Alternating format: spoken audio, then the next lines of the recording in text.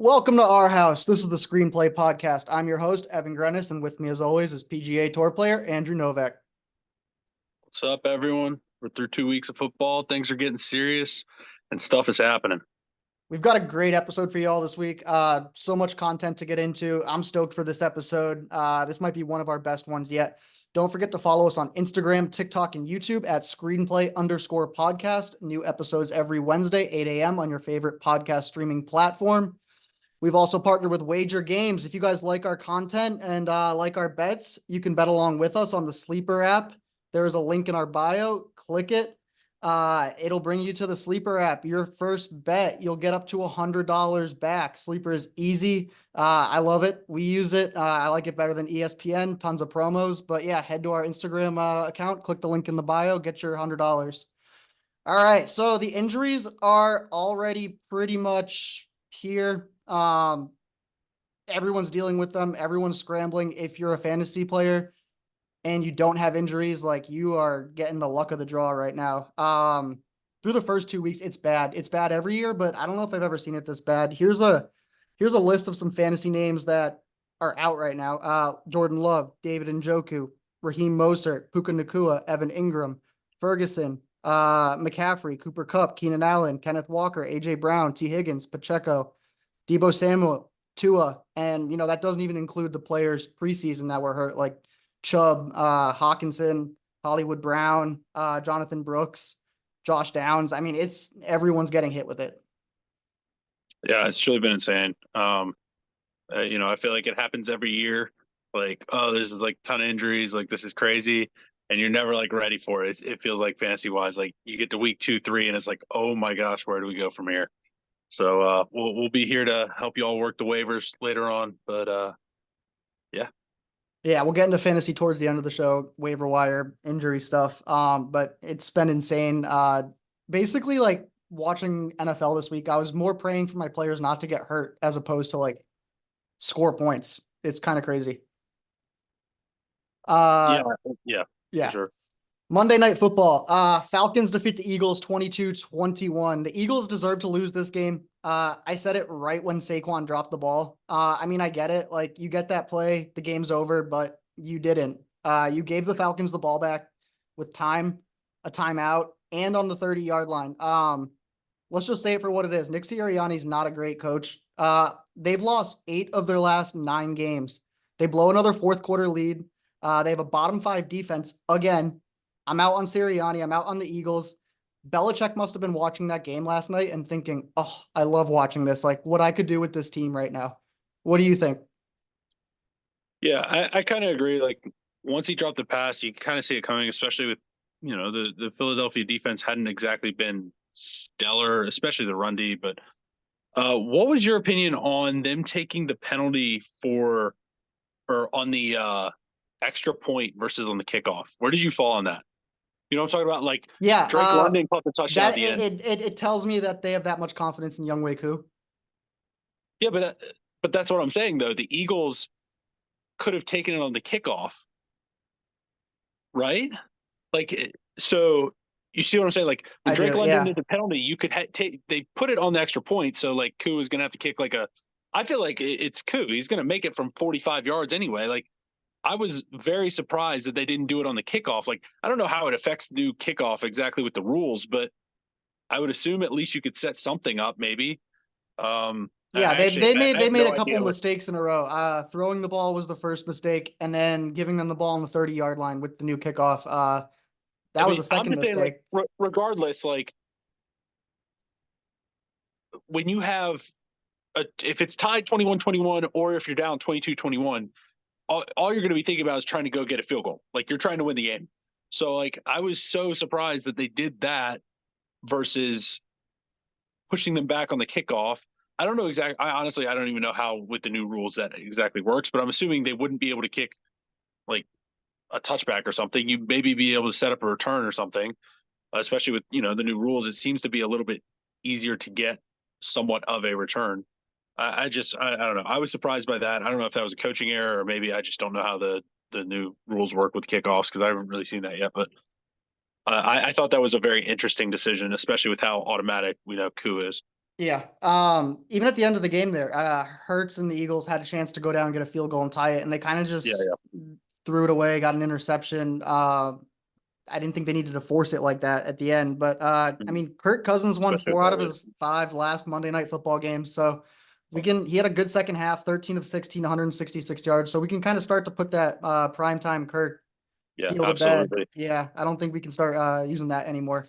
Let's go to Thursday Night Football. Bills defeat the Dolphins 31-10. This is probably the story of the week. The Tua injury, another concussion, the fencing posture on the ground. When I first saw it, I think everyone saw it, that their first reaction is, oh, he's got to retire. But then you think about it for a day or two.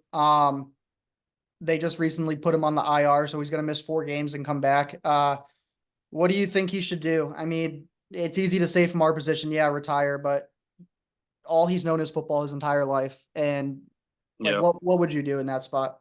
I think it's tough with everyone telling him what he has to do or what he should do. Like at the end of the day, it is his decision. Like I'm sure him and his family are having a ton of conversations. Like he's meeting with doctors and they're gonna, give him the most information he can have on you know, basically how he can proceed, and he's gonna make the best decision for himself. I mean, I'm assuming this has been probably his dream since he was young. Like I would be very surprised if he doesn't want to try and give it a go.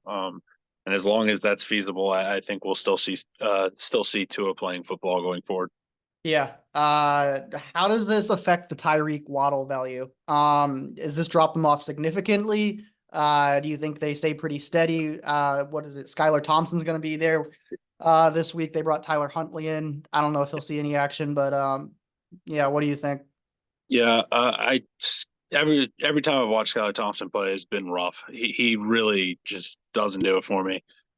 Does not look like a great football player, and if he goes out and blows it out of the water, great. But I'm not expecting much. I'm definitely discounting both of those guys.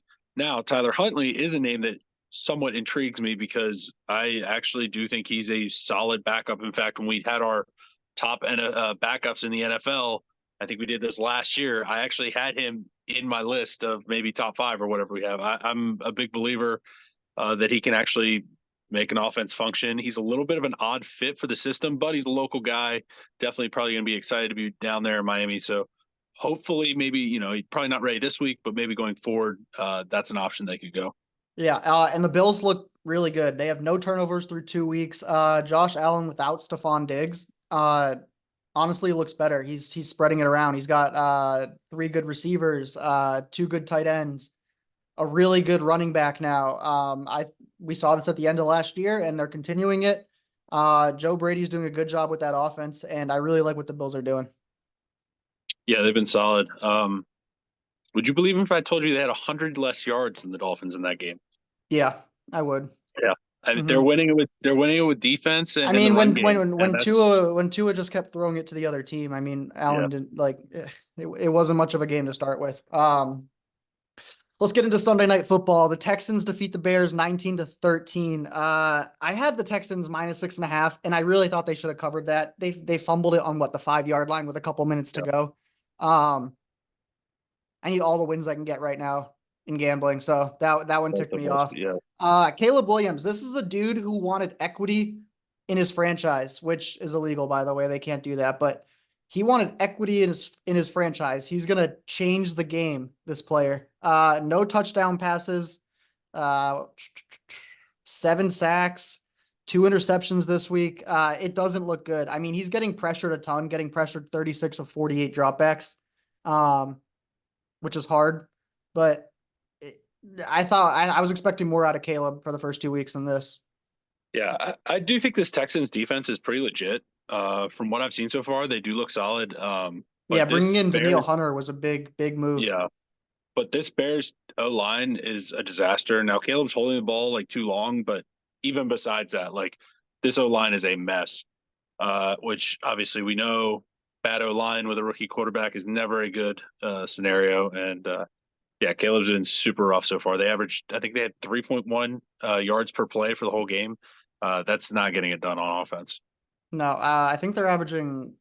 It might be the worst in the league in yards per play. It's something around 3 there. Yeah, it was Uh, for this game. It was 3.1, and last week cannot have been much better, or it might have even been worse because yeah. they were rough last week too. Raiders defeat the Ravens 26-23. This is the first time the Ravens are 0-2 in the last 9 years, and they're going to Dallas this coming week. Minshew is now 2-0 at the Ravens. Last year he beat them with the Colts. This year he beat them with the Raiders. So Minshew's got their number. Yeah, Minshew is like very serviceable. I thought he was solid in this game, managed the game super well, and then the Ravens were just like being stupid at the end. I don't really know what their whole deal was at the end, but Yeah, up 10 points in the they fourth quarter at yeah, home and lose to the Raiders. That's a tough one to eat. super sloppy. I did see there's been like Justin Tucker is I don't know if you've seen the stat about the 50 plus yard field goals this year, but like kickers basically are not missing. I think there's Right. been like two or three missed field goals from outside 50 yards Yeah. for the entire season so far. Justin Hmm. Tucker has two of those. It's Yep. it's been very odd, and obviously in this game, not having that one mattered quite a bit. But yeah, the Ravens like they don't necessarily like look bad, but they're like off. I don't know what their true I issue is. um I'm not giving up on them yet, but I was that's just thinking, not a I good mean, look. Not a good look. I'm not sure how good of a system this is for Derrick Henry because he's kind of the type of player that gets a ton of carries, wears down the other team, Yeah, he uh, definitely got it gets in a going in the groove. fourth quarter Yeah, in this but game a little week bit. one, 13 attempts. Week Yeah, two, 18 attempts. Henry is someone I want to see getting 22 plus weekly, I feel like. yeah. Henry's always a bit game script like dependent. Like you want to get up, build momentum, and then kind of let him steamroll late. Like so you kind of ease him into the game, ease him into the game. He's always slow. Like the amount of times you'll see Derrick Henry 8 carries for 14 yards, and then by the end of the fourth quarter he's got 100 yards. Like Well, that's what he I'm just saying. he You got to keep steamrolls. pounding him, keep pounding him. Yes, When you give him yeah, 15 carries a game, it's hard and yeah. he might I get felt like he kind of there were moments in this game where he kind of got going, and then at the end it just like yeah, I don't know what like this should be the team tell like if you have a 10 point lead, this is the probably the team you want in the NFL. You have Lamar Jackson and him. Like you should be able to run the ball, and teams in three plays should not be able to stop you from getting a first down. I yeah. mean that should essentially be it, and they were not able to do it. So they got a tough one this week going to Dallas, 0-2. Big game this week for them. Yeah, for sure. Saints defeat the Cowboys 44-19. This game was over quick. I was wrong about the Saints. They're the hottest offense in the league right now.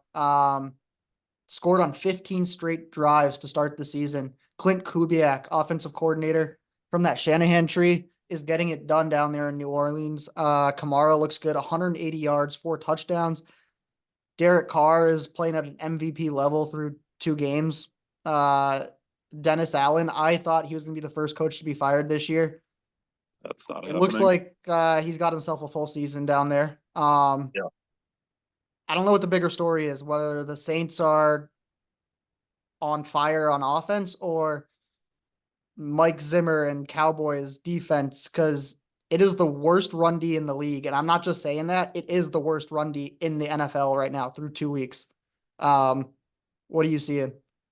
Yeah, I mean they've played like two pretty good running teams. I mean the Browns have for the last I don't know few years. I know they don't have Chubb this year, but they've been a good running team, and obviously this Kubiak system has typically produced good runners. But man, Kamara is absolutely thriving in the system. Um, the Kubiaks are known for having elite run games, and he has just brought this to New Orleans. And I think honestly, it's a pretty good player base around it. The offensive line has definitely surprised me a bit, especially um, they had the preseason injury to one of their tackles. He was going to be out for the whole year, so I didn't know how they were going to look, but it's been great. And then Carr off play action with Shaheed going deep has been an insane combo. Olave working some intermediate stuff. It really just it's been super super effective. I mean, they're averaging 45 points a game. That's insane in the NFL, especially insane this year when everybody else is having issues even just scoring points. So I don't know if they'll keep it up. I mean, obviously, like playing the Panthers one week is a great way to boost some stats, but So far, everything just seems to be really perfect for them. Yeah. The Bucs go up to Detroit and beat the Lions 20-16. The Bucs had major injury concerns on defense, but went to Detroit, got the dub. Dan Campbell kind of muffed the clock right before halftime on Tampa Bay's 9-yard line. He was pissed. He did not look happy. The fans were kind of confused on what was happening. Does his emotion and kind of carelessness there a little bit trouble you? Maybe not for the regular season, but just how much he wears his emotions on his sleeve. Is that too much trying to take a team to a deep playoff run? I don't think so because the team kind of does embody him. Like they embrace that. They embrace him. They embrace the aggressiveness of it. And as long as they're staying true to themselves, like theoretically, like one loss in the regular season is not going to kill them. Um, I still love what he's done with this team. Like I think, mistakes like that obviously not good, but like I love the aggression. I love the passion that I see on the sideline because I think the team plays for that. They want to play hard nosed football and they love that. The one thing I think about this game that bothered me was their pass run split. I Exactly. I Yep. think they I think they got away from some of that hard nose, like what we saw in overtime last week, where they just like Right. literally punched it Right. right down the field against the Rams and put it in the end zone to win the game. Like I know Yeah, Montgomery what's was not very what's Goff doing throwing 55 yeah. times? No touchdowns, two picks, 55 tosses. You have Gibbs and Montgomery in the back there.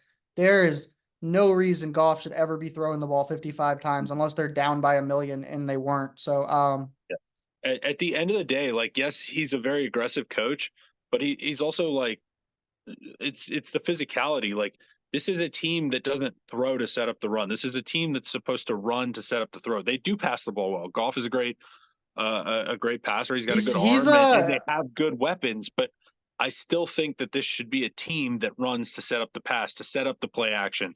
Amon Ra working the intermediate. Sam Laporta has basically done nothing this year. He's supposed to be working the intermediate, and then you get your shots to JMO. Like I think there's a little bit of a disconnect right now on what the identity is supposed to be. Yeah, Goff's numbers though are not good. On PFF, he's the 30th ranked quarterback. Only quarterbacks worse are Caleb, Bo Nix, and Bryce Young. So he's got to step it up a little bit. It's not just the run splits, but Goff's got to play a little better. Vikings defeat the 49ers 23-17. I was on this one at home getting +6. Darnold goes for 268, two touchdowns, one pick, 109 passer rating. No TJ Hawkinson. Addison gets hurt, and O'Connell and Darnold are doing just fine. O'Connell takes good quarterbacks and turns them into great quarterbacks. He did this with a short game stretch last year with who was it? Who was that quarterback that came from Arizona? Um, the astronaut. Just Dobbs. Just Dobbs. Yeah. I mean, he just finds a way to get it done with good quarterbacks. Makes them look really, really good. Yeah. Yeah. This was another weird game. I was kind of surprised. Literally, same thing we just talked about with Detroit. I don't know if they were protecting him a little bit because he had 28 carries last week, but San Fran threw the ball on like 7 of their first 8 plays and just got behind early in this game. It was very odd to me they didn't try and set up the run a little bit more. Obviously, I think things might change next week now that Debo is going to be hurt and going to be out a couple weeks.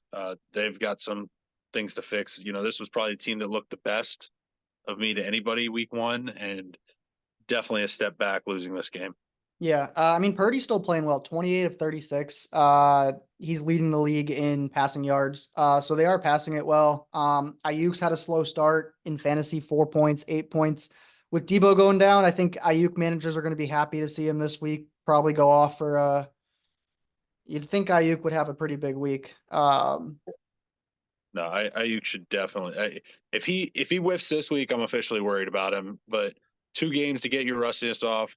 Rams defense has been atrocious, so I would think that this would be the week for Ayuk to definitely bust out. Yep. Jets defeat Titans 24-17. The coach hates Will Levis.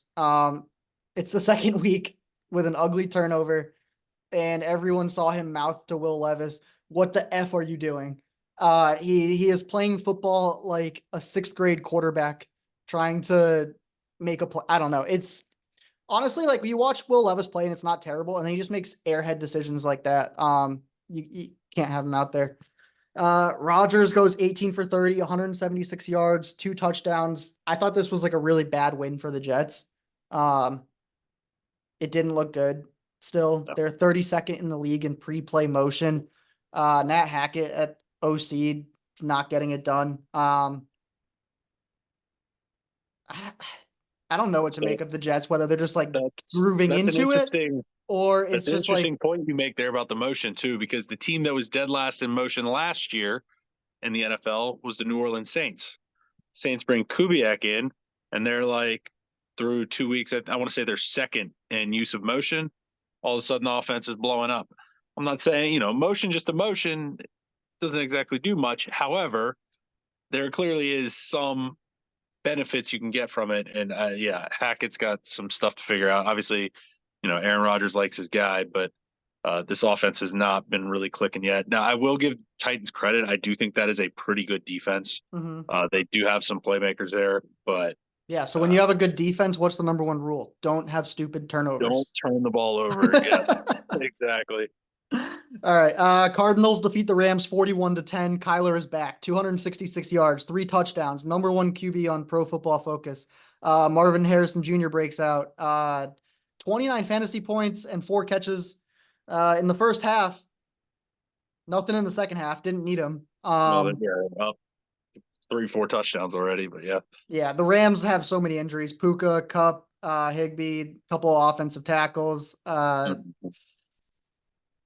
playing the 49ers this week. The Rams season, their schedule's not very hard, but if they have these injuries and keep losing games, their season's over fast. Yeah, it's not like Cup and Puka are coming back in like 2 weeks. Like No, this no. is There's going a to good be chance that let's see, 0-3, then they play the Bears. Let's give it a win. 1-3, Packers, 1-4, Raiders, Vikings. I mean, they're 1-5, your season's over. Like, even if they do come yeah, back. yeah, because it's not like they're in a conference where like 9-8 could sneak you in or something, Nope, they're or they're not in a division like that. Because San Fran's going to be winning a bunch of football games. Yeah, it's kind of tough because you're on a clock. Like you have an aging quarterback, and you have all this going on, but like there's nothing you can do like to save it at this point. I don't know if maybe they'll be in the market to try and bring in some wide receiver help or something or some offensive line help, but it's just been like brutal injuries, and they're just gonna have to kind of fight through it. If they can steal some of those games, like listening to that schedule, if like you can steal like 3 and 4 through like the first 7 games, like I feel like you're not out of it. right. But this is a team that when those guys come back, they're gonna have to come back ready to go because you're gonna need a hot finish. Yeah. Chiefs defeat the Bengals 26-25. I thought the Bengals should have won this game. Mahomes had I think it was probably the worst game of his career. He went 18 for 25, 150 yards, 2 touchdowns, 2 picks. Kelsey had 1 catch. Pacheco got hurt. Hollywood Brown's out for the season. The Chiefs just find a way to get it done. Do the refs help a little bit? Yeah, but I mean, it goes both ways. I personally thought that it was a PI at the end of the game. I mean, It was. I had if some you're friends. saying it's Yeah, not a penalty, and you watch it, he hit him in the head like a yeah, half a second before the ball arrived. I yeah. mean, it's I it had a was couple a rookie friends saying like, cornerback. Like, yeah. I had friends saying like, "Oh, the Chiefs always get bailed out. Like that's like nobody would ever get that call." I'm like, that's literally textbook PI. He hit him well before the ball got there. Like if that happens to anybody else, that's like definitely a flag. Now, why it always seems to happen to the Chiefs and bail them out, I don't know that, but that was clearly PI, and that's definitely the right call. It's very unfortunate for Cincinnati. It seems to be kind of a trend with them getting beat right at the end now by Kansas City, but I at least saw some better things from the Bengals this past week. Still not yeah, great, I thought Burrow but a looked a little little better. better. 258, 2 touchdowns at Arrowhead. And a good defense. Yeah. Basically almost won the game. Higgins wasn't out there. Yeah. You got the Commanders and the Panthers the next 2 weeks. I fully expect This the is the get Bengals. right week. I fully expect the Bengals to be 2-2 after the fourth week Yep. of the schedule. Yeah, this is their get right week. I'm definitely foreseeing that, especially if you look just in previous years. Joe Burrow is and Yep. the Bengals have not been great in weeks 1 and 2, and then they kind of get rolling. So What is it? One and nine definitely not now? It's concerned. not. It's. Yeah, I'm not concerned about the Bengals. I mean, they look pretty competitive in this game, but yeah. All right, let's get into our power rankings. This was the hardest power rankings I've ever had to do. I was pretty set on 1 through 4, and then 5 through about 11. I could make an argument for any team. Not the Panthers. Not the Panthers. Not the Panthers. Nope. All right, let's get into it. Number 10, I got the Seahawks. They're 2-0. Geno's playing great, completing 74% of his passes. They got DK, Lockett, and Smith and Jigba. It's a good receiving core, solid defense, and Mike McDonald's doing a good job up there. At 9, we got the Chargers, 2-0. Two of their offensive tackles are the highest graded in their position. Running the ball, great. J.K. Dobbins looks good. They played an easy schedule to start, so we'll see how they look coming up. At 8, Vikings, they're 2-0. They've taken 11 sacks, which is the most in the league. Got to keep an eye on that. Just beat the 49ers 23-17. O'Connell and Darnold is working. At 7, I got the Saints. They're 2-0. Just killed Dallas 44-19. Kamaro's on fire. They're rushing the ball 64% of the time, highest in the NFL.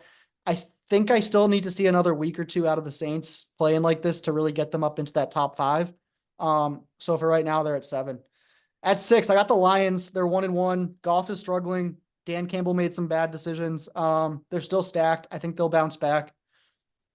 At 5, I got the Bucs 2-0. They just beat the Lions, so they're going to go right in front of them. Baker's 8-2 in his last 10 starts. So he is playing really good football. They won 20-16 at Detroit with a lot of injuries. Baker's also the number 1 quarterback in fantasy, which is wild.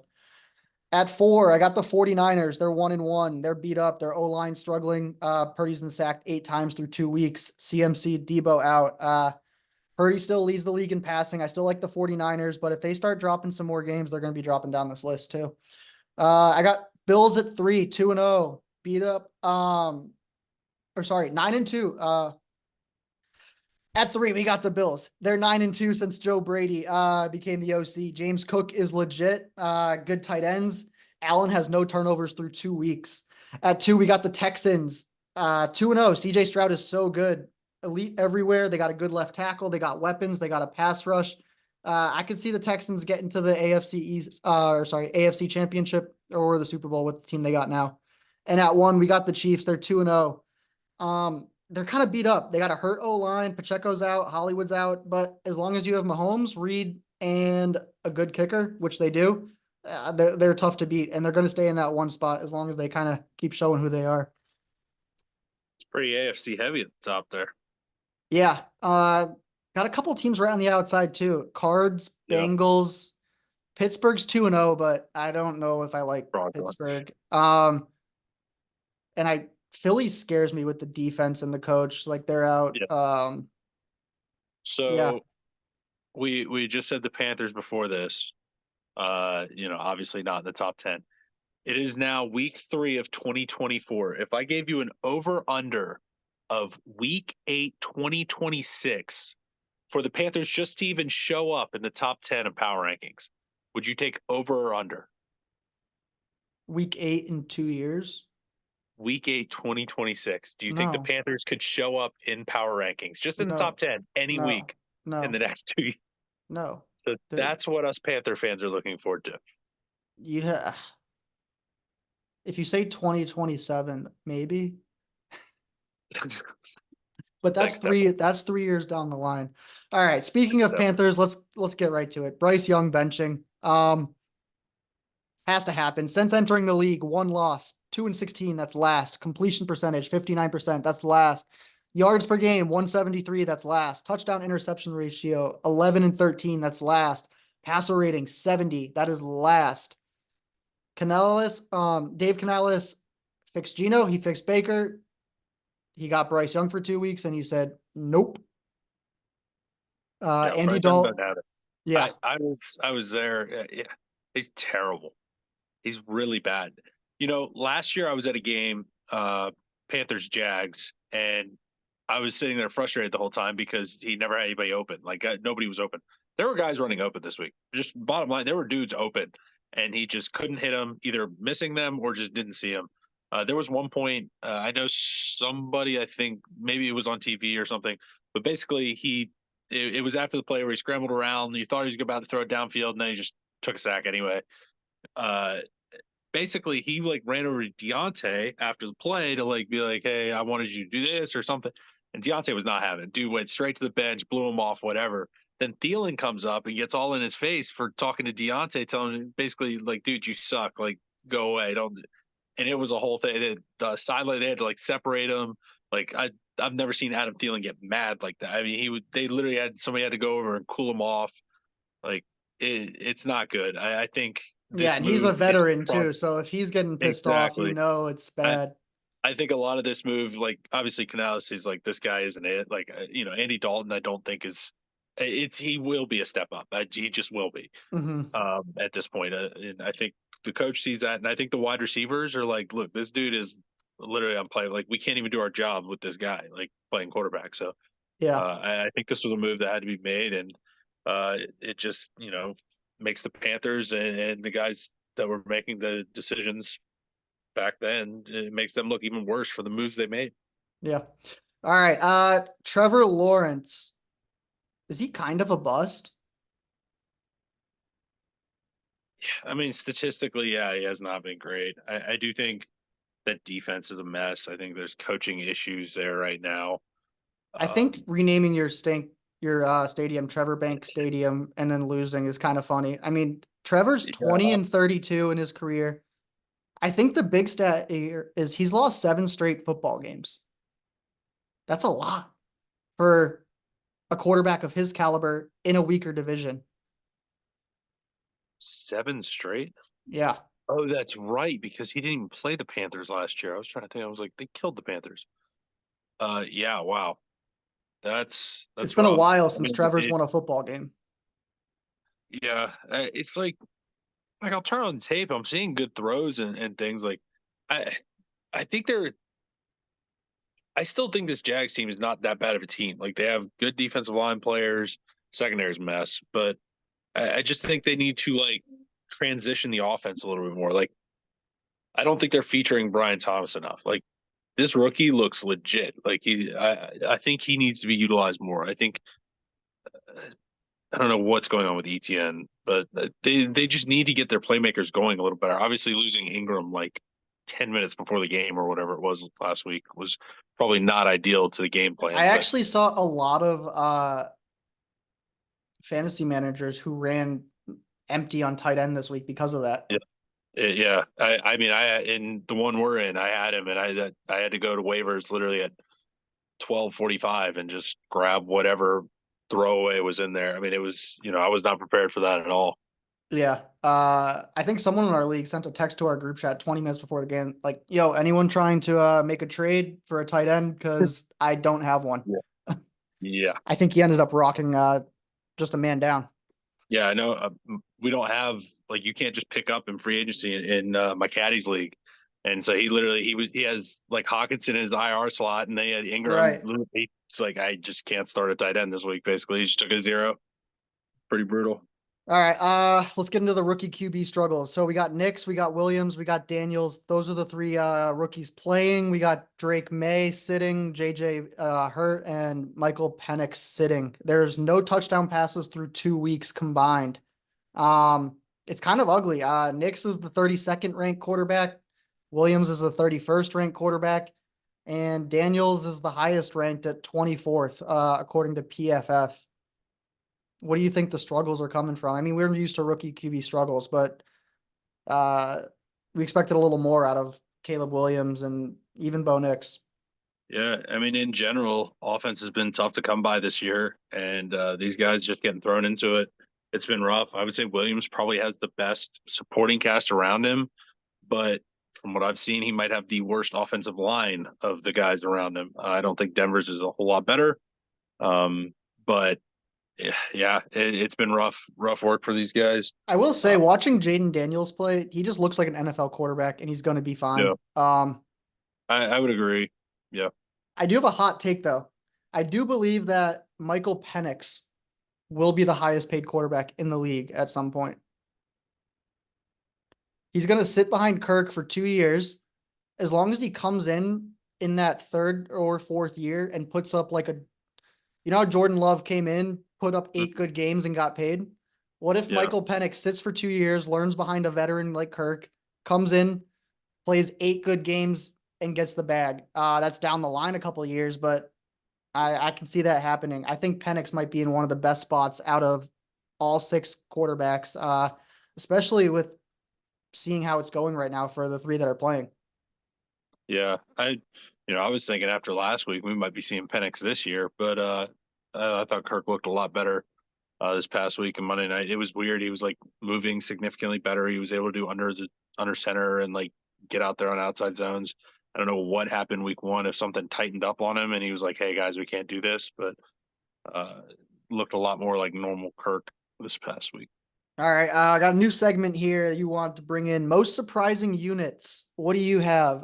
When we say units, we mean offense, defense, special teams of a specific team. So what do you have? Yeah, my first one, the Saints offense. We touched on it earlier. And they're averaging 45 and a half points per game. They're averaging just over 400 yards per game. The run game's been insane with Kamara. Derek Carr's been hitting bombs to Shaheed, spreading the ball around, getting tight ends involved. Just super impressive stuff. They went from the least motion in the league last year to one of the highest percentages of motion or pre-snap motion, and it's clearly working. It's opening holes. It's causing confusion, Yeah, and their Derek Carr is offensive thriving. unit is number one, and it's not even close. On PFF, their offensive unit has a 91 rating.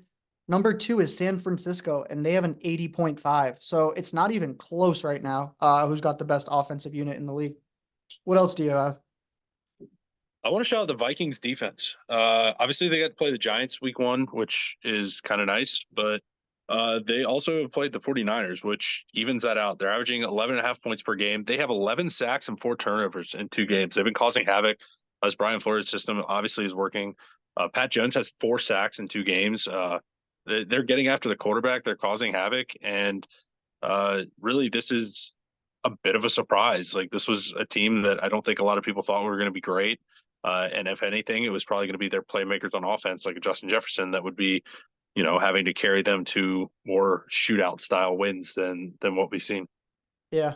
I'm gonna give the Lions offense. They are the 17th ranked offense through 2 weeks. That is terrible. They have the best Yeah. O line in the sport. They have a ton of weapons everywhere. The Lions offense needs to be top 5, top 8 at the worst.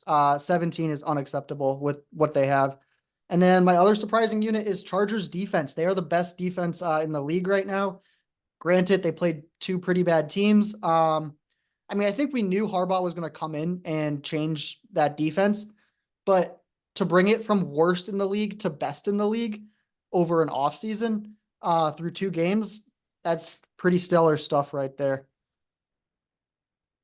All right. 0-2 teams. Who's the best 0-2 team right now? I know with Baltimore, uh, they had a really bad last 10 minutes against the Raiders, but outside of that, I mean, they played a pretty good game, and then they lost to Kansas City in Arrowhead. Like, I think they're the best of the 0-2 teams, and I think they're going to be just fine. I'm going to go with the Bengals. Same thing, lost in Arrowhead. The only reason I went with the Bengals over the Ravens is because the Bengals have the 27th hardest remaining schedule left. So their schedule lightens up, and the Ravens have the 10th hardest schedule. So I see a little more wiggle room for the Bengals. Who's the worst 2-0 team? It was tough. I was going back and forth. I'm going to go with the Chargers. I've been Okay. impressed by them, uh, but their 2 wins are against the Raiders and the Panthers. So really, they're 1-0. Like, essentially, it comes like the Panthers don't count. So they're really 1-0. And the Saints have a win over the Cowboys, which is more respectable. So it's got to be the Chargers. It's I I'm impressed by what they've done, but I'm gonna have to see more out of them before I become a believer. Oh, I was going with Pittsburgh. 18 points in the first week, 13 points in this week. Winning that way is not sustainable. And funny enough, those two teams play each other this week, Yep. so we will find out. Yeah. All right. This year there have been 70 pass touchdowns through the first 2 weeks. That is the lowest it's been in, let's see, 1, 2, 3, 4, 5, 6. I went back 7 years, and that's the lowest it's been in 7 years. In 2019, 2020, 2021, we were getting around 110 pass touchdowns through the first 2 weeks. You'd have to go back to 2017 to find a number like 70 pass touchdowns through 2 weeks. What is this? Because of the preseason, players not playing, uh, just more focus on running back. What do you think? Yeah. So yeah, I have 78 passing touchdowns through 2 weeks back in 2017, Yep. which this would still be significantly, I mean, almost 10 less than that. Um, if you also go look at average scoring by year, 2017 was a little bit of an anomaly in scoring. In 15 and 16, you had 22.8 as the average scoring for a team. 2018, you had 23.3. 2019, back to 22.8 again. 2017, they only had 21.7, which was the lowest of any year in like a 10-year stretch. And that also happened to be the year that, there was the least passing touchdowns through 2 weeks. So it does show that there is a little bit of correlation on those first few weeks. Because if you look at 2020, 2021, they're 110 the first 2 weeks. 2020 was actually the highest. It was 24.8, ended up being the total scoring. So even though it is a small sample size through 2 weeks, it can actually signal, how it plays out. Last year was also a down year with only 86 passing touchdowns through 2 weeks. It was a very low year for scoring. It was 21.8. It was the second lowest of any like the last 10 years. So obviously, with having I had 69 passing touchdown, but if it's 70, either way, that would still be the lowest. And so far, we have average scoring of 21.4, which would definitely be the lowest. Um, Now, this is again small sample size, but this definitely shows that uh, there could be some correlation like throughout the year. Like this might not just be like a little thing. This might be kind of offense is just going to flat out struggle against whatever the defenses are doing this year. That was a lot of like Wofford mathematics Sorry, there. sorry, I got my numbers over here. Yeah. Scoring is down. Let's see if it picks up over the next couple of weeks. Kickers. Kickers are a weapon now. I want to go through a few of these. Aubrey, kicker for the Cowboys. He's 8 for 8 on field goals, 3 field goals of 50 plus. He's at 38 fantasy points. 38 fantasy points. That's equal to the number 9 wide receiver and the number 10 running back. So these kickers that are making bombs are putting up like real fantasy numbers. The number 5 kicker right now has 29 fantasy points. That's equivalent to the 23rd wide receiver or the 19th running back. So, I mean, with how this is going, we can't just get to the 16th round of your fantasy draft anymore and be like, give me whoever's there. You gotta start planning these guys out a little earlier than that potentially. Yeah, I actually have a little bit of a theory on what's going on with the kicking this year. Obviously, the offenses are struggling, so they're stalling out a bit more, which is leading to more kicks. But also, teams are starting significantly farther down the field this year because of the new kickoff rule. Most teams Right. have basically just given up on actually doing kickoffs and are just booting in the end zone, which means teams are starting at the 30 now. They only have to move it about 25 yards or so. You get the maybe 30 yards. 30 yards or so, you get to the 40-yard line, and these kickers are all banging these 57 58-yard. is Yeah, 57 is almost it's like, yeah. yeah, I no mean, guys, problem. guys are hitting those now. I've seen so many 50-yard field goals recently, and it's because they don't have to move the ball very far. Uh, I've actually looked it up. We have so far through 2 weeks, again, smaller sample size, but you're getting 2.39 field goals attempted per game uh, on average, which would be the highest field goal attempt average like per game of all time in any, like, going back any year that they have data on.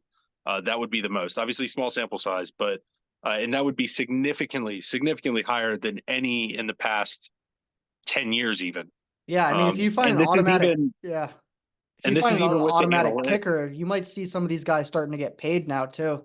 Yeah. And this is, with the days of analytics where teams are going for it on fourth down more, but they're just everybody's stalling out. Everybody's just moving the ball to certain spots of the field, and it's just ending up, stacking up points for these kickers. Yeah. All right. Look, I actually like that theory a lot. Yeah, I haven't thought about that. Let's move over into fantasy. Week 2 booms. Who boomed this week? Who'd you like? Alvin Kamara again went crazy. Uh, just absolutely crushed the Cowboys. Getting in the end zone, catching the ball, running the ball, doesn't matter. This offensive system really fits him. He went over 40 again. He's on an insane pace so far this year. And honestly, with how that offense seems to be going, I don't see that stopping. Devon Achane, with Mostert hurt and basically no other options at running back, he basically just did everything. Got the ball You got a lot on of the garbage ground, time through the yardage air. got and It catches was, there. it was, well, and definitely, catching a bunch of passes, but I mean, that still pays off in PPR. They didn't have other options, and he took advantage. Marvin Harrison Jr. finally, I say finally, it's been one poor week, but he showed who he is very quickly in that game. Took him about 6 minutes to have 30 points. Um, but man, he torched the Rams. That's something that we kind of expected to see with him coming out of college, and he had a big breakout game. I got to shout out Chris Godwin as well. He's been super, super solid in the slot role that he's typically been more comfortable in, that he's gotten to move back into for the Buccaneers. Did you see what I Um, posted to our Instagram story today about but Chris Godwin? Rod God, Did you was know it his that first thing? name's Rod? How do you go by Chris when your first name is Rod? Can you imagine? Oh, What he Rod won? God with a touchdown there. It could have been it, but no, he had a great game against Detroit. I do think Detroit is very susceptible to the slot. It seems like that is a position that maybe you can attack because Godwin had a huge game here, and if you go back, I know it's obviously Puka and Cooper Kupp working the slots, but still, the Rams were able to cook there. And then lastly, I want to shout out JSN, Jackson Smith and Jigba. Crazy, crazy volume against the Patriots this week. Obviously, Seattle threw the ball a ton, but he got a ton of it, went over 100 yards. I think he had something like 16 targets. Crazy, crazy breakout game for him. Might be a name to know for the rest of the season. Yeah. Malik Neighbors, another rookie, went off 28.7 fantasy points. He's looking good. Kyler Murray had a great game pairing up with Marvin Harrison Jr. there, 28.5 fantasy points. DK went off against the Patriots. You did not call that, but that's okay. No, And okay, but in my it was a blown coverage on in my one play. defense, on plays where he was guarded by Christian Gonzalez, he was shut down. He just didn't follow him around. I didn't realize he wasn't going to be following him. So I'll take the L there. But he was shut down while he was guarded by Gonzalez. So I'll take a little credit there. And sorry if you actually did sit Metcalf. And then I'm gonna shout out Quentin Johnston, 22 points. That's a boom for him. Yeah. Anything over 5 points is a boom for him. All right. Yeah, it's the Panthers, though. It doesn't count. Week 2 bust. Who did not perform this week? Tyreek, man. Tyreek Hill, rough game. Obviously, his quarterback went down, but even before that, nothing was really working for him. Never really got going. And it was 6 points PPR, and yeah, shut down. And it looks like things may be rough for him for the foreseeable future without proper quarterback. Rashad White got dinged up in the game, but he's been crazy inefficient running. Basically, like he's just a wide receiver at this point. Like you have to hope that he gets there in passing volume because he's averaging like 2 yards a carry if he's running the ball. I would not be surprised to see Bucky Irving starting to take over that backfield, especially on the early downs. Maybe Rashad White stays in there for third downs and 2-minute situations, but his rushing efficiency has been horrible. Travis Kelce, one catch against Cincinnati. This is a team that he's typically kind of cooked, especially in the playoffs last year. Like, I don't know what's going on there. I don't I know mean, if they're just I straight up called resting this. I him. said But he had 1 point yeah, this week, I did 7 points last week. I said Kelsey and Mahomes are just going to be slow fantasy players. They're going to win games, Yeah, but they're not going to be they're not going to be putting up 25, 30 points every week. Yeah. And then Amari Cooper, one of my starts of the week, he got the volume again. It just, for whatever reason, when Deshaun Watson throws the football, it does not end up in Amari Cooper's hands. It's not that he's not getting targets. He has like 17 targets through 2 games, but he has 5 catches for like 30 yards. Yeah. He has air yards. He has everything. But like, I think at one point I was looking at Deshaun Watson was 10 of 14 to start. And Amari Cooper had 4 targets and he didn't have a catch. Like literally all 4 of the incompletions were the targets to Amari Cooper. So he's just been either insanely unlucky or, I mean, I know he's had a couple drops, but still it's just not working out there. And then Josh Allen, he actually played a very good game, but they got up so early and the defense scoring, he basically just did nothing for you fantasy wise. I think we're going to see Good more of game that for the this player. year. That's Yeah, why I good stayed game away for the from him. player, but Yeah. poor fantasy point performance. All right. I'm going to shout out the Cowboys defense, -2 points. I love to see it. Michael Pittman, I was high on him this year, but 5 points this week, 7 points last week. Dependent disappointment so far. That's probably a little more on Anthony Richardson than it is him, but yeah. Jamar Chase, 7 points this week, 12 points last week. Out of your first round pick, you'd like to see more than that. And then I'll finish up with Keon Coleman, 0 points, no receptions. I don't know how he's going to be in Buffalo. We'll see. All right, week 3 starts. Who do you like starting this week? Let's give these people some good picks. Yeah, he was a sit for me last week, but this is your week to fire up Zamir White. Obviously, Yep. did not have a good week last week, but he's playing the Panthers, and that means they're going to be leading the football game, and that means they're probably going to score a decent amount of points. I'm starting Zamir White this week. I do think they'll be able to move the ball, get in the red zone, and I think you'll have a good chance at getting at least 1 touchdown with him. Another fringe guy that I really like this week, Khalil Shakir. He kind of emerged as maybe Josh Allen's favorite target last week. Yep. Ran a bunch of routes, led the team in routes and targets and catches as well. He's playing the Jaguars. They have a terrible secondary. I think this is a good game that he could really have a nice little breakout. Also, I think Dalton Kincaid probably breaks out a little bit this week after having a slower first 2 weeks against that Jacksonville secondary. And lastly, I'm going to throw a little flyer in there. If you are really getting wrecked by injuries and you get unlucky and sniped on waivers, go grab Greg Dortch. He is the slot guy for the Arizona Cardinals. They're playing Detroit. It is a huge game total this week. Like over-unders like 53. There's going to be points. There's going to be yards. He's going to get thrown the ball. Detroit has not done a good job of stopping the slot so far this year. He had 8 targets week 1. I think this is a game where you could see something in that range again. He's not going to get you a ton of yards. Probably might not even get in the end zone. I mean, it's not a good chance of getting in the end zone, but you could see a line of 6 catches for 45 yards. And if you have a ton of injuries and stuff like that, this is, something that could at least save you a slot for the week. Yeah.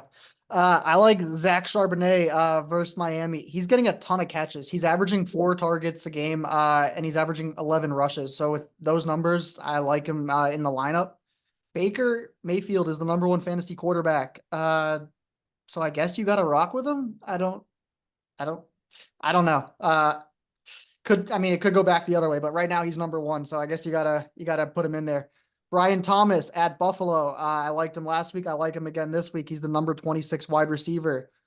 Rashid Shaheed versus Philly. If there's any game that Rashid Shaheed is going to have a deep one, this is it. It wasn't the first. It's this one. Philly's secondary is not good. So I think Rashid Shaheed, this is the one where he should go off, technically. We'll see. I like Ramondre Stevenson versus the Jets. Their run D still has not been good. And then even though Kelsey's been performing bad, I like him against ATL. With Pacheco out, I don't even think they're going to use their other running backs that much. I think they're just going to throw it a ton.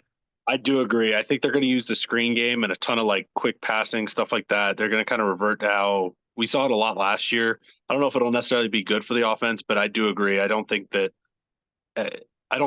really any of those running backs are going to be huge pickups on waivers because I think they're all going to get might get like 5 to 6, 7 carries for like 2 of them and just a lot of passing work. All right. Week 3 sits. I've got Jaden Reed. Obviously a good player for Green Bay, but they're playing a good defense in Tennessee. with a good corner, Darius Sneed, and I think this is a game where, again, they're going to be trying to establish the run. It's going to be kind of a gross, low-scoring game, so probably not a lot of touchdowns to go around. And it looks like Green Bay does not want Malik Willis throwing the ball much. So if Malik Willis is starting, I don't love this spot for him. Next, I'm going to go Jalen Waddle. He's playing the Seahawks. Definitely a game. It's not a great defense. I do think they have some pretty good corners, though. I'm more worried about Skylar Thompson. I do not think he's a great quarterback. I just don't see this being great for him. Maybe he gets there on some volume if they're really running a lot of screens and stuff, but I don't love the spot for him here.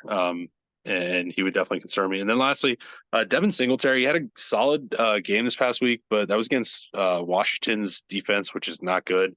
He was able to run the ball decently, efficiently. I don't see that happening against this Browns defense. I don't think this is a good spot. I think they're going to be down.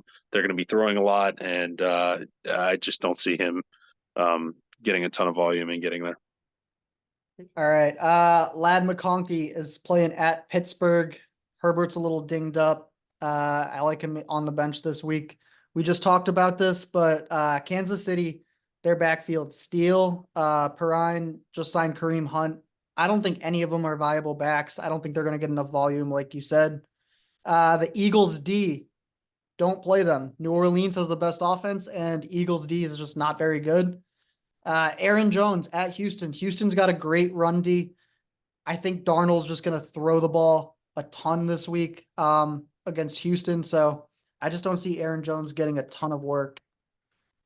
Waiver wire players. Who should everyone's looking at the waiver right now with all the injuries. Who are you looking at? Yeah, so we just talked about, like, obviously the hot names right now are the Kansas City running backs. Like, who's going to fill in there because you want that. But I'm with you. I think that becomes a mess. I'm much more interested in the Rams wide receiver core. Like, how is that going to sort out? I think that's where you could get your winner, because you're going to get probably what looks like a solid 4 weeks out of whoever you grab. So if you grab the right guy, if you grab the guy that's getting the Cooper Kupp volume, the Puka volume, filling those roles, you could really have a winner. I think it's going to be Demarcus Robinson. I really do. He's the vet. He's the guy they trust the most. I think Tyler Johnson, you might see get a decent bit of volume on some shorter stuff. But I think Demarcus Robinson ultimately is going to be the guy you want to go grab. You can spend a decent bit of fab if you've got it on getting him, especially if you have a wide receiver need, if you have a guy hurt to fill in, because the Rams still have Stafford. They're still going to be throwing the ball. They're going to be slinging it, and you want to get the guy that's going to be getting that volume. Yeah. I got two quarterbacks here, Geno and Derek Carr, probably both on the waiver wire. Geno's number 9 QB, Derek Carr's number 2. Adam Thielen is probably on the waiver wire.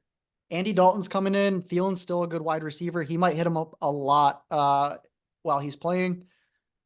I like Jawan Jennings for the 49ers. Heard he throws to him even when Debo's out there, but Debo's out. So I think Jawan Jennings is going to get some work. I would take a look at Jalen Naylor. He's the number 3 up in Minnesota, but Addison's out and JJ's a little dinged up, so he might get some work. And then I'm going to keep my eye on Jalen Polk in New England. I don't know what he is, if he's going to get enough targets throughout the season, but I'm just going to keep my eye on him, see how he does over the next few weeks. Yeah. And to touch on New England, if you need a stream a tight end, it seems that Jacoby Brissett definitely likes Hunter Henry. Hunter Henry has gotten decent volume. He had insane volume. He's up and down. I think like through 3 weeks last year, he was leading tight ends. And yeah. I don't think you'll be seeing double-digit targets consistently, but he clearly trusts him. And if you're in like a pinch, if say you have like Ingram or Njoku and they end up being out again this week, I do think Hunter Henry's a guy you can throw in there and definitely could hit you with some volume.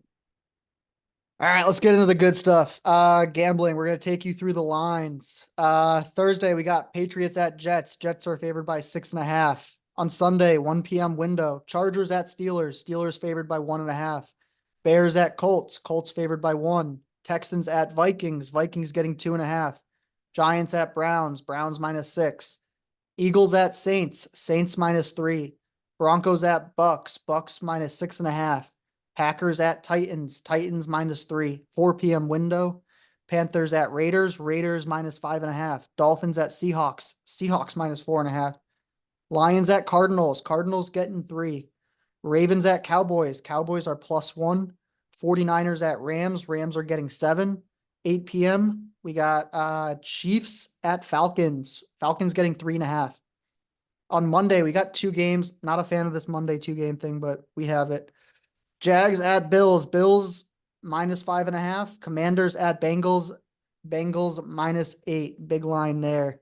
What is your must-win game of the week?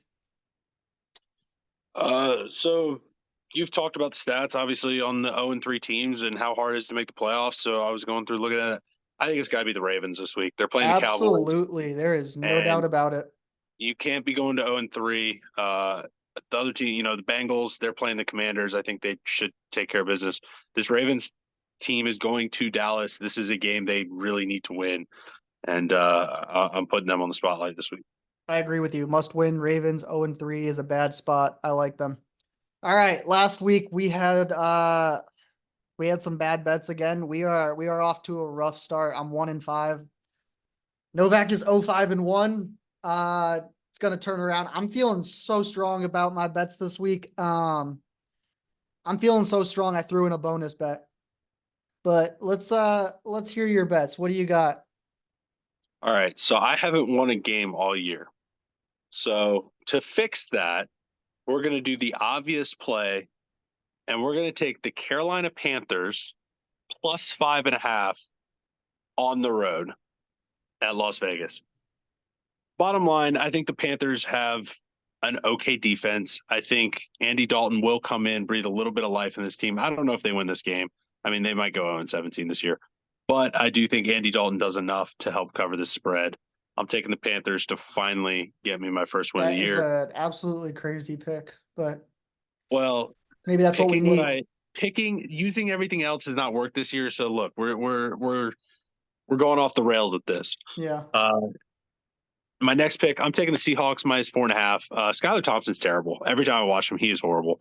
I think the Seahawks cover this at home pretty comfortably, honestly. I don't think the Dolphins get a whole lot going on in this game. And I've got pretty good faith in the Seahawks there. And then lastly, I'm going to take the Bills -5.5 at home Monday night. Bills have looked very good. Jacksonville looks out of sorts. I think Jacksonville will figure it out a little bit later on, but this is not the time for them to figure it out. This is a tough road atmosphere. And I've got Buffalo winning that by probably double digits. All right. I got Ravens -1. We just talked about it. Lamar versus NFC teams. It's staggering, his record. Dallas is the worst run team in the league right now, defending it. And with Lamar and Henry, I think they're going to run all over them. I got the 49ers -7. I don't care what the line is here. I said as long as it's under 10, I'm taking it because I think the 49ers are going to absolutely destroy the Rams. And then I'm taking Texans -2. I think they're going to go up to the Vikings, beat them. I think the Vikings just came off an emotional win. I think the Texans are a lot better. And then my bonus bet of the week, I'm taking this Thursday night game. I'm taking the homer pick. Patriots are getting 6.5 points. That is way too many. The Jets do not look good. I think the Patriots are a little better than people think. Standalone game. I think the Jets win this game, but not by 6.5, maybe 3. So those are our bets of the week. Lock them in. All right. Don't forget to follow us on Instagram, TikTok, and YouTube at screenplay_podcast. New episodes drop every Wednesday at 8 a.m. on your favorite podcast streaming platform. Don't forget to click the link in our bio.